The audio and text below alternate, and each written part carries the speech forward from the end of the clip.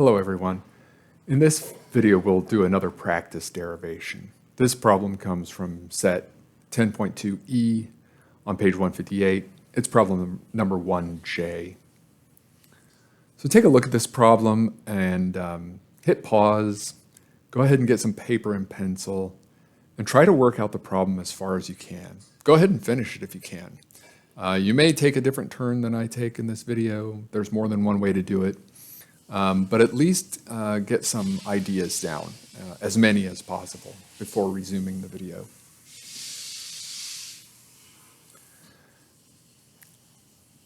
So this problem, like I said, can be worked in a number of different ways. We're going to work this problem by using the overall strategy of appeal to the rule existential elimination. So what that means is we've got an existential generalization on line 1 to work with, together with these universals on 2 and 3. But the existential is more challenging rule to apply, and when we have a mixture of universals and existentials, we should always start with the existential. So I'm going to go ahead and start that subderivation. Need a set of scope lines here on line 4 to get us going. And then we will move on to the next part of the strategy in just a moment.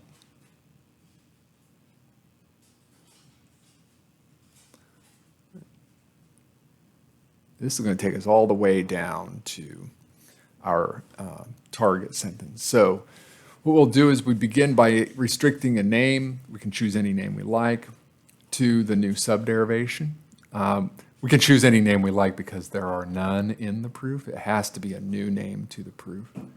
So we'll instantiate to A, FA, wedge, GA. That's our assumption for existential elimination. And then our target for that subderivation is going to be the overall target statement. That's how existential elimination works. So if you got that far, great, stay with me. If you didn't, you might want to go ahead and maybe work out another piece of paper, how this goes, and then resume when you're ready. Okay, so how are we going to get our target sentence from this disjunction together with the universals? So there's a number of moves to make, but the way, I think this is the most straightforward one, and that is to use subderivation rule, wedge elimination. Wedge elimination. The disjunction starts on line 4, and then we're going to need 2 subderivations. The first one will start on line 5, and I'll show you what that looks like. So we will need another set of scope lines here. The first one will, let's say it takes us to there. And then the second one, and then we're going to need some assumption lines as well. So might as well make both of them, huh? All right. So the way disjunction elimination works, we assume on the top of each of these subderivations a disjunct from our disjunction on line 4. So this is an assumption for wedge elimination, and this is an assumption for wedge elimination. And then what we want, there's an ZHZ. We're going to have to get that. We're going to have to earn it inside of each of these subderivations. There's a ZHZ. There's a ZHZ.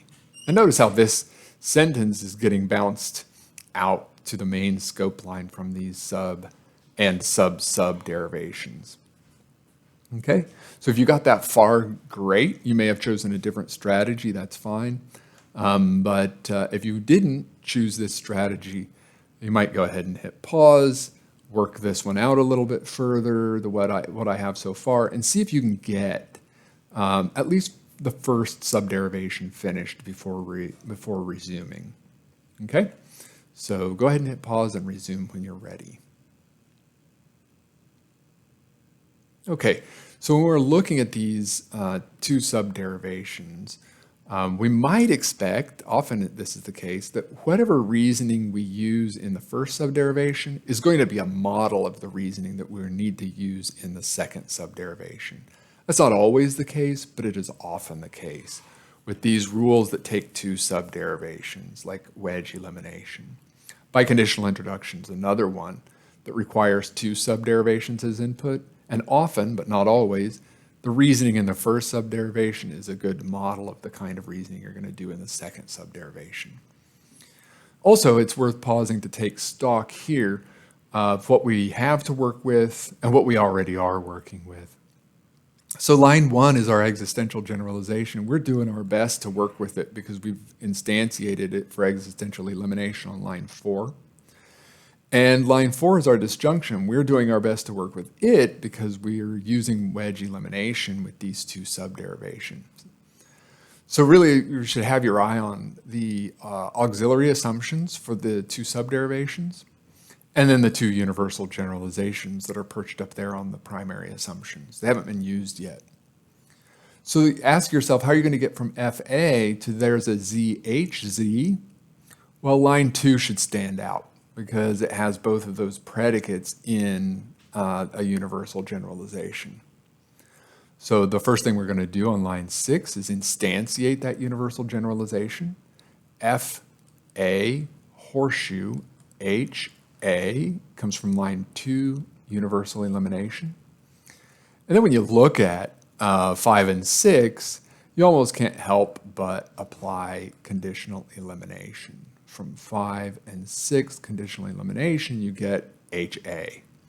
Then on line 8, that's simply line 7, existential introduction. Taking the name A out, put a variable in, so we get from HA to HZ, and then we add the existential quantifier.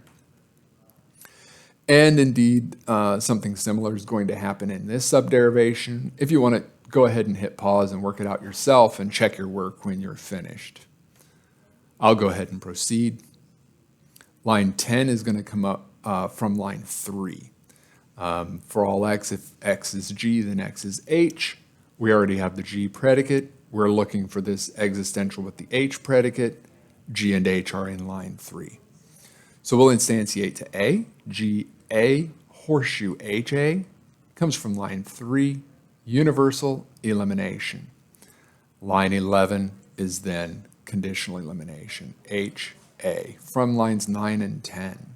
9, 10, horseshoe E. We figured out all of the rest of the steps. We just need to annotate them. So line 12, this is very important. Line 12 does not come from line 8. Okay, we cannot reiterate the sentence because the innermost scope line on line 8 has stopped growing by the time we're down here on line 12. But 12 does come from 11. So 11, existential introduction.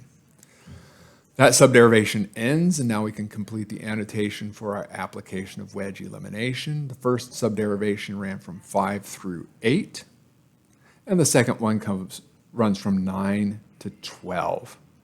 Okay, so it starts on line 9, ends on line 12. That's wedge elimination. And again, just I know maybe not everybody needs to hear this, but our two assumptions, FA and GA, are the disjuncts of this disjunction on line 4. So that's why we have the 4 and 5 through 8 and 9 through 12 as input for wedge elimination. And then the application of existential elimination occurs on lines 1 and 4 through 13, existential elimination. And one last little comment here. I know it's a little confusing to call this existential elimination because the output is an existential generalization in this situation. However, you need to think about the elimination or the removal of the existential quantifier is happening between the existential generalization and the auxiliary assumption for existential elimination, okay? So that's where, in some sense, we instantiated the existential. All right, there's that little practice proof. Thanks for practicing along, and I will see you in future videos.